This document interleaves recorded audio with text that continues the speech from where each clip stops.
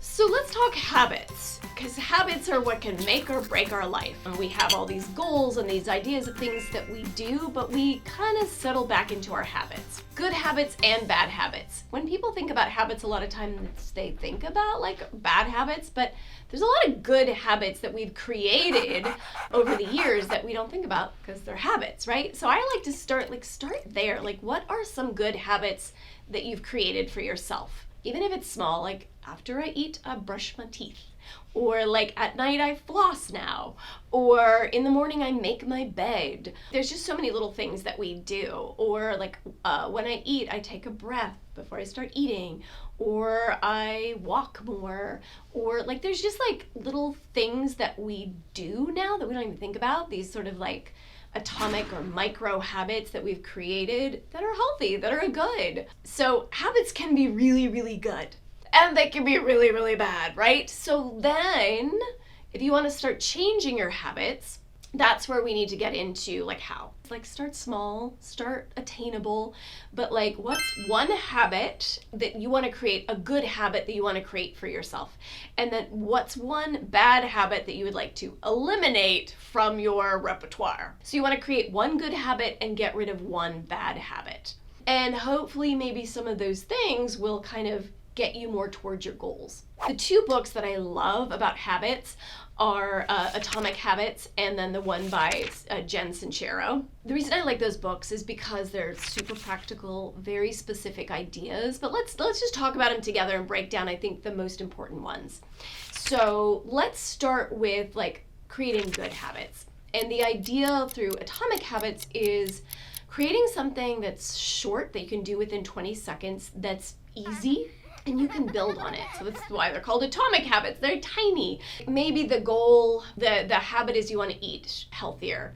That's a huge goal. And what does that mean? So then you start with atomic habits. So maybe you just have something green in each meal. Or maybe you just make sure you have a glass of water before you eat every time. So you have just a glass of water. Like that's an atomic habit, right? Tiny. Will it help with your health? Yeah.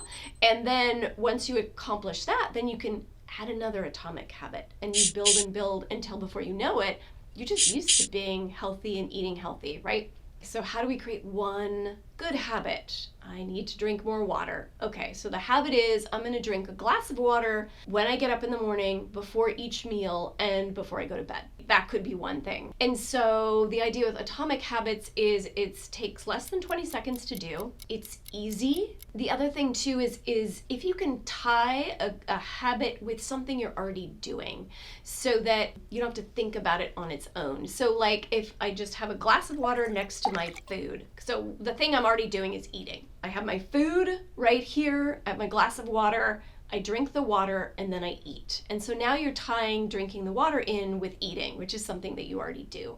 Or in the morning, just to remember, like I go to make my coffee. So I have my water glass and my coffee, and I'm making my coffee and I drink my water as the coffee is being made. So you're linking drinking water with making your coffee because you're in the habit already of waking up and making coffee. Tie the drinking the water to the coffee making, and then it becomes habit. Because the idea is when you first start, it's not going to be a habit. It's going to be like, oh, I got to remember this thing. I got to do this thing over and over. And it takes a while for our bodies to kind of get used to the habit. When it becomes a habit, we don't think about it. And our body just does it. And something that used to be hard just becomes easy and you don't think about it. Think tiny, micro goals, habits, and start there. And see if you can tie it into something that you're already doing. If that doesn't work, another thing, I use the bathroom for many habits because we all have to go to the bathroom a lot throughout the day, right? So you could tie in right after I wash my hands, after I go to the bathroom, I have to drink a glass of water, and then I just have a glass next to the sink. Whatever it is, but tying it to something you already do, so the brain goes, oh, washing hands, water, washing hands, water. So tying it into something.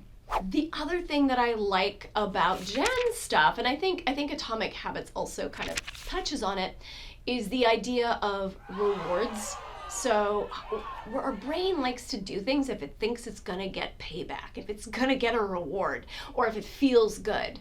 And sometimes we create these habits where it doesn't always feel good. Like, I don't like downing just a glass of water. I like a little flavor.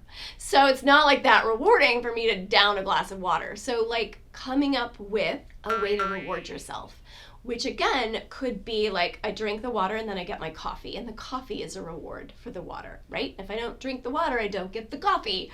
Or when you're sitting down to eat, like you drink the water and then you eat the best tasting thing on your plate.